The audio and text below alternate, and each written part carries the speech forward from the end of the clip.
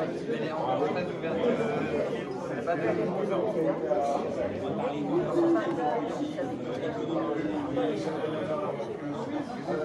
Voilà, mon premier bateau, Aquitaine 33, que j'ai construit moi-même.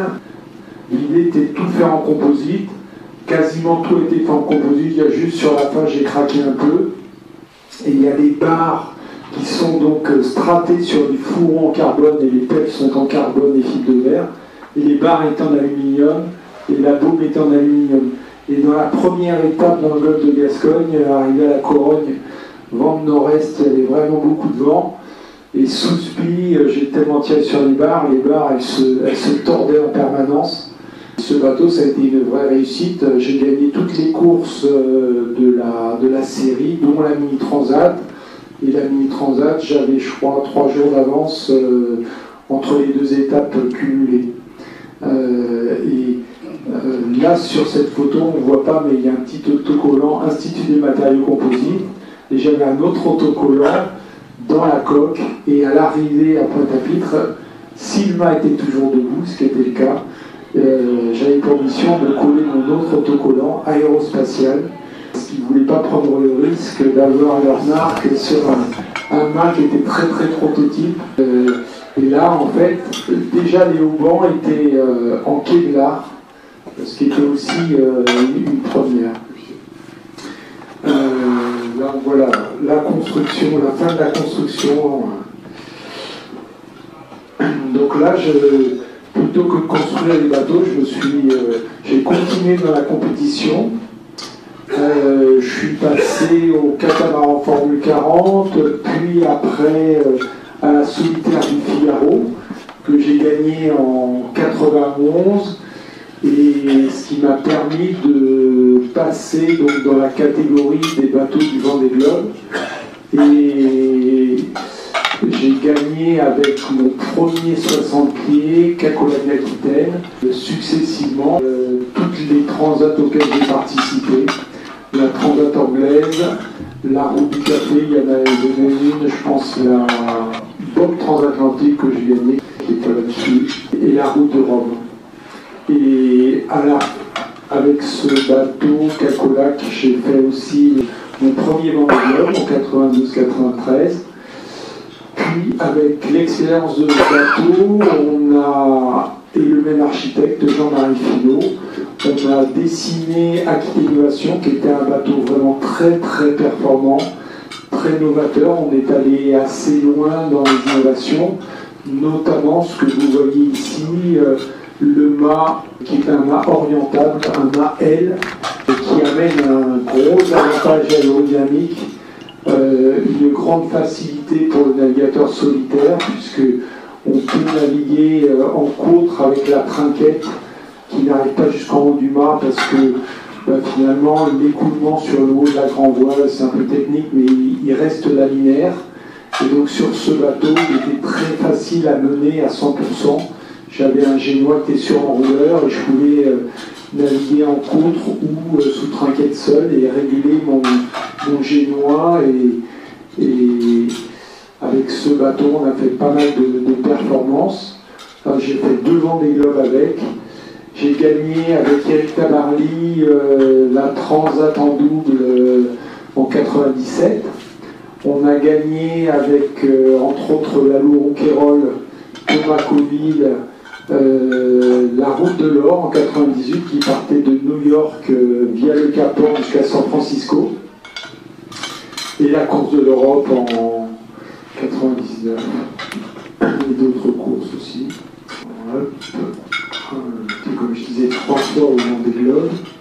Et en 2000-2001, avec ce bateau, en fait, j'ai dû changer énormément de choses parce qu'en 96-97, il y a eu 4 bateaux qui sont restés à l'envers, avec notamment celui de Jerry Roof qui est resté à l'envers et qui a disparu, et qui était le même architecte que mon bateau. Et donc toute cette génération n'est pas passée à la jauge et seule Aquitaine Innovation qui a été transformée est passée, mais on a dû passer d'une quille d'un lest d'une tonne 9 à 2 tonnes 5 et de monter le tirant d'eau. Et le mât, il est passé d'un tube de 310 kg à un tube de 180 kg. Donc on avait un bateau qui était beaucoup plus raide à la toile, avec un mât qui était beaucoup plus fragile, beaucoup plus léger. Et passé les îles Kerguelen, en fait, j'ai dématé. Et ce que je vous propose, c'est de vous passer un petit film sur cette aventure du Vendée Globe. Donc là, on est en novembre 2000. Est-ce que ça marche? Au départ de ce Vendée Globe.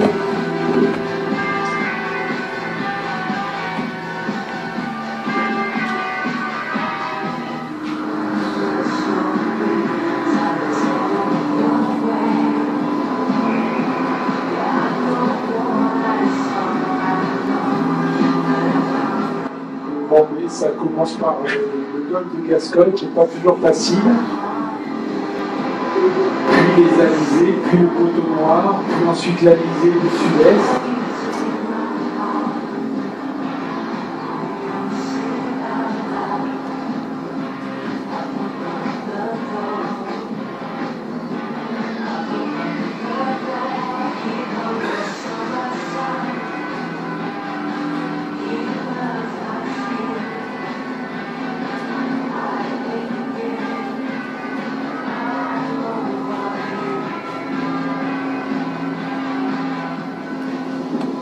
Quand on a passé l'anticyclone de Sainte-Hélène, on rentre dans les mers du Sud. Ça attaque très fort avec l'innovation. On est en train, je pense, d'exploser leur moteur sur 24 heures. Je suis sur une base de 423 000 par 24 heures d'après mes calculs, contre une moyenne de 17,7 nœuds environ.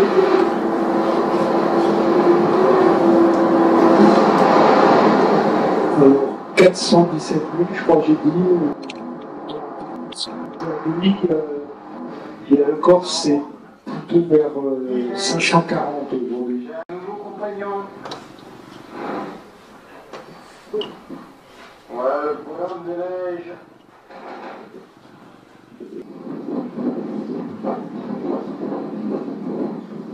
Donc ça, c'est 8 heures après le dématage, j'ai récupéré des morceaux de mât.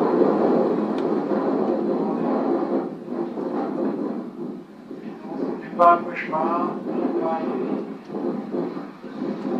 pas d'habitualisation.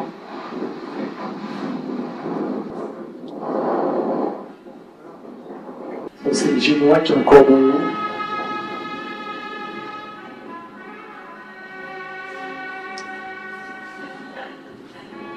Et donc là, j'installe le tourmentin et puis progressivement la grand voile et ensuite la trinquette, enfin, un morceau de grand voile. Je prépare un four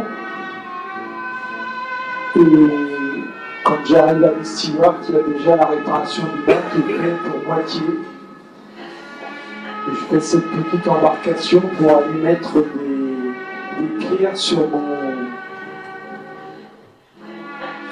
ancre. Malgré tout, je dérape et le bateau s'est échoué sur un banc de sable.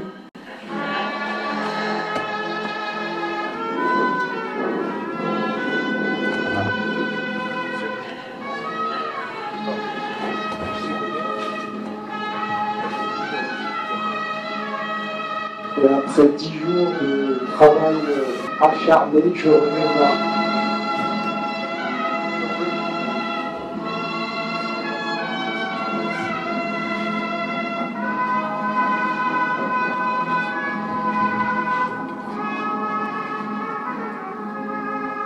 Super content de reprendre la mer. Un nouveau mois pour l'exploration. Ça, c'est ma première ligne de pêche que j'ai faite. Donc, la ligne de la Garcelle. Et puis, à l'heure, en rouge et blanc avec un hameçon. Alors, le voilà.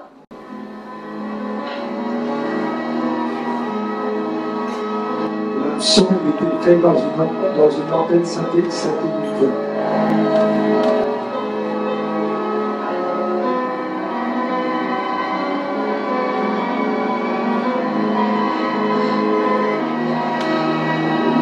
Quand tout Pacifique, j'ai également frappé le poisson. J'ai cherché des algues, au Cap d'Or, j'ai pas réussi à en récupérer. Et c'est finalement vers les îles Falkland que je récupère des algues. Ça, c'est des fois pour pas de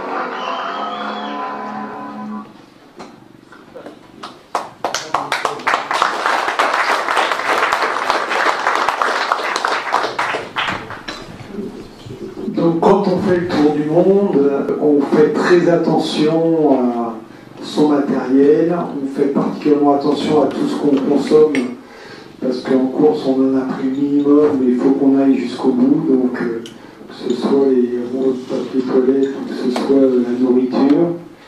Et on a beaucoup plus qu'à terre, vous le savez, vous qui êtes allé en mer, de vraiment d'être au sommet de notre planète. On se positionne par rapport au Soleil, par rapport aux étoiles. On imagine tout à fait nos trajectoires à la surface de la mer. En plus, avec un voilier, on joue quelque part avec les systèmes météo. Donc on est très connecté avec les systèmes de la planète. Et rapidement, moi je me suis intéressé à la dynamique du système de la Terre. Et vous le savez, la Terre a des limites. En fait, on a, nous, un gros impact sur cette planète. Et sur la planète, on se comporte complètement différemment sur un bateau. On est un gros bateau quelque part à naviguer. Mais par contre, on ne gère absolument pas nos réserves. Disons que le business model de l'Homo sapiens, c'est plutôt de piller les ressources qu'on ne paye pas, puisqu'on les prend sous terre, on va dépenser de l'argent pour aller les récupérer, mais on va essayer d'en récupérer le maximum. Et on ne paye pas non plus les conséquences que vont avoir les déchets qu'on produit avec toutes ces ressources qui sont, elles, avec des limites, qui sont épuisables. Et donc aujourd'hui, notre société, depuis le début de l'ère industrielle, suit des exponentielles, quel que soit ce que l'on regarde, que ce soit la densité de population, que ce soit la consommation d'énergie fossile, que ce soit l'exploitation des minerais, que ce soit les émissions de gaz à effet de serre. Et donc, j'ai fait un premier tour du monde en 96-97 sans énergie fossile. Et à l'issue de ce tour du monde, mon dernier Vendée Globe, j'ai commencé à réfléchir ce que moi je pouvais faire pour notre planète. Ce qui me paraissait dans mes compétences, c'était de m'intéresser à la propulsion des bateaux à moteur, qui étaient quelque part des gros consommateurs. J'ai arrêté la compétition et je me suis donné pour but que les marins réutilisent le vent quand il était là. C'était une énergie formidable. Voyons dans les régates, quand on a des grands bateaux qui vont vite, voir tous ces bateaux de commerce immenses et qui ne se servent pas du vent, ça me paraissait d'une autre époque. Et si on regarde avec beaucoup de recul, je pense que Homo sapiens a commencé à utiliser le vent il y a près de 50 000 ans. Et le pétrole, c'est seulement 100 années. En 100 années, il a chassé la marine à voile et est devenu quasiment l'énergie unique pour déplacer les bateaux. Et donc, avec encore du recul, on peut se dire que l'avenir, c'est le vent, parce que le pétrole, on sait qu'on a beaucoup plus de mal à en trouver et que ça va devenir une denrée rare et qu'en plus, elle a des effets catastrophiques sur notre système Terre. Et donc c'est comme ça qu'est né le projet Beyond the Sea, qui est devenu en fait beaucoup plus tard, en 2014, une entreprise. Et on a choisi d'apporter au transport maritime une solution pour non pas remplacer les moteurs, mais venir en appui, en hybridation de la propulsion classique.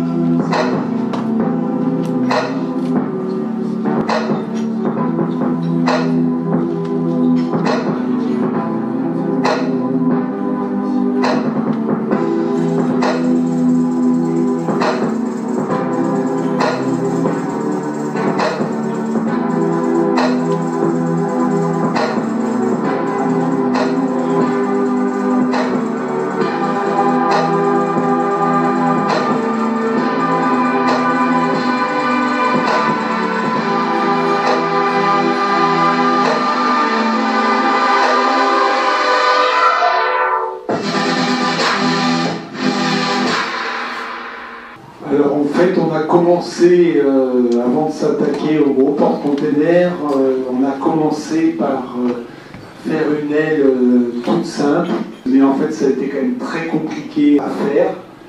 Cette aile donc, que vous voyez, qui s'appelle le Liberty Kite, une fois qu'elle est amarrée sur le bateau, donc il y a deux lignes qui la relient au bateau, deux lignes qui vont descendre parallèles. Il n'y a même plus besoin de la toucher. On peut, contrairement à une voile, on peut même changer de cap avec le bateau. Le kite, lui, va suivre le vent. Il n'a pas trop d'idée du cap du bateau. Ça ne va pas trop le déranger. Une aile comme celle-ci, qui fait 20 mètres carrés, ça tient dans un petit sac comme ça pèse 2,4 kg. Ça peut tirer des bateaux jusqu'à 8 tonnes. Donc en empreinte carbone, c'est extrêmement léger, on va dire. Il faut bien comprendre que cette aile, elle permettrait, alors pas sur une pinasse, mais si vous la mettez sur un voilier dématé, c'est une voile qui est très performante pour remonter contre le vent. Et aujourd'hui, alors pas cette aile de kite, mais jusqu'à 10 nœuds de vent, aujourd'hui, ce qui est le plus rapide au près contre le vent, c'est un kitesurfer sur foil.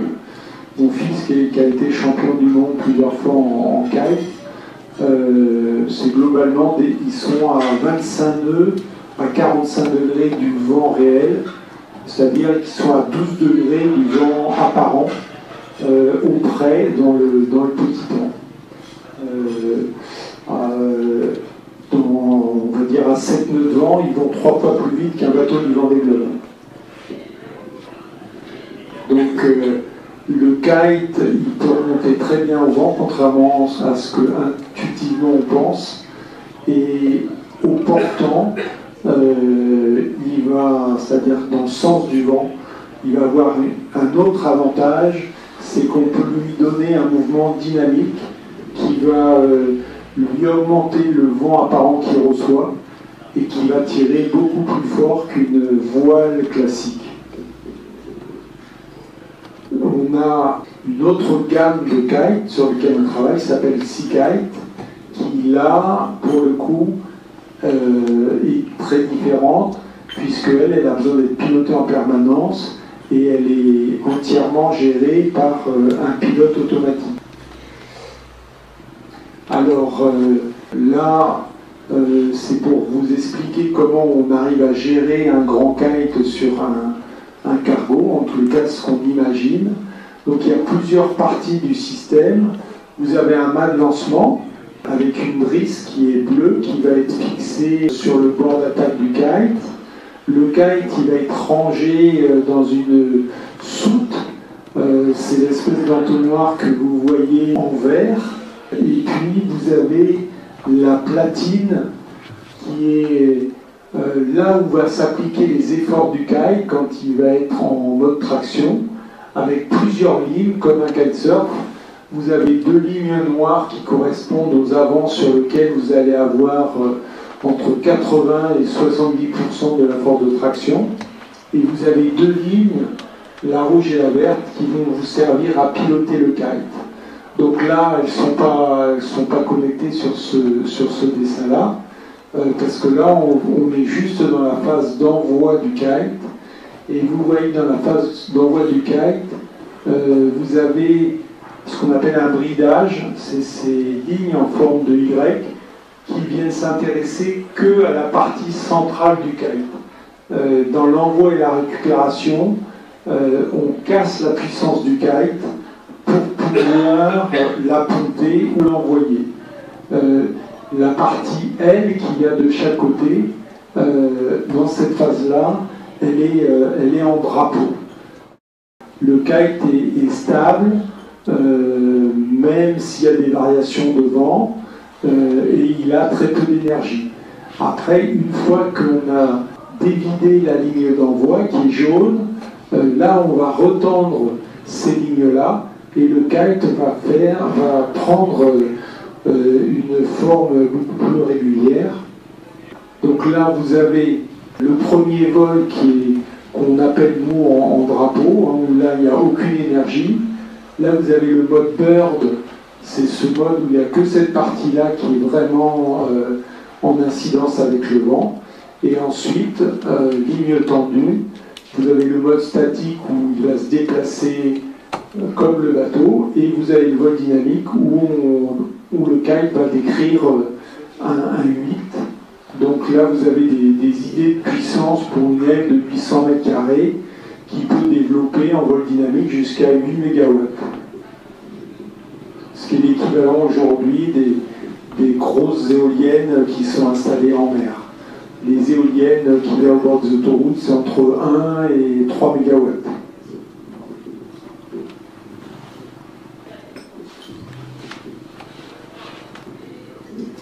Et ça, c'est notre bateau, le Sea Kite, notre bateau démonstrateur qu'on a mis à l'eau au mois d'octobre, comme disait Hubert tout à l'heure. Et donc là, on a eu, pendant 3 semaines, on n'a pas eu de vent, mais là, demain, on devrait naviguer. Je ne sais pas si moi je vais avoir le temps d'aller naviguer dessus, mais on va reprendre des essais. Et donc, on a pas mal de choses à mettre au point avec nos premières ailes là, de 25 et 50 m². Et puis ensuite on mettra au point des ailes de 100 m². Et ensuite on doublera à nouveau pour aller sur ce bateau jusqu'à des ailes de 200 m². Et avec ce bateau, donc on va aussi développer d'autres systèmes. On a d'autres entreprises qui ont embarqué avec nous, notamment donc vous voyez voyez à l'avant, il y a des panneaux solaires, on a des batteries, et on a surtout un système de propulsion électrique qui est réversible, c'est-à-dire que quand le bateau est tracté par kite, avec des moteurs électriques et la turbine de propulsion, on recharge les batteries. Et c'est pas comme sur les bateaux une hélice à axe horizontal, parce que les hélices à axe horizontal, elles peuvent être soit optimisées pour l'hydrogénération, soit pour la propulsion, mais pas pour les deux. Et donc nous, on a une turbine à axe vertical qui a un excellent rendement en propulsion et en hydrogénération. Et ça, c'est une start-up bordelaise qui développe ça. Et tout le système d'énergie est très novateur. Et donc on peut dire que le bateau, il est 100% propulsé avec des énergies renouvelables et parfaitement autonome. Et l'objectif est de pouvoir développer ces systèmes sur un maximum de bateaux ou de navires. Et le système de propulsion a aussi des avantages, il peut générer des forces antidérives si on veut, puisque donc c'est des pales verticales symétriques dont on gère l'incidence.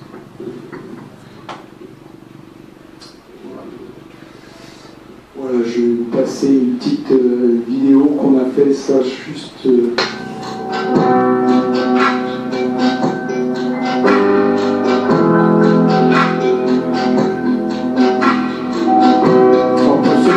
Voir le bateau, il est au port d'Arcachon à Pont-Auban.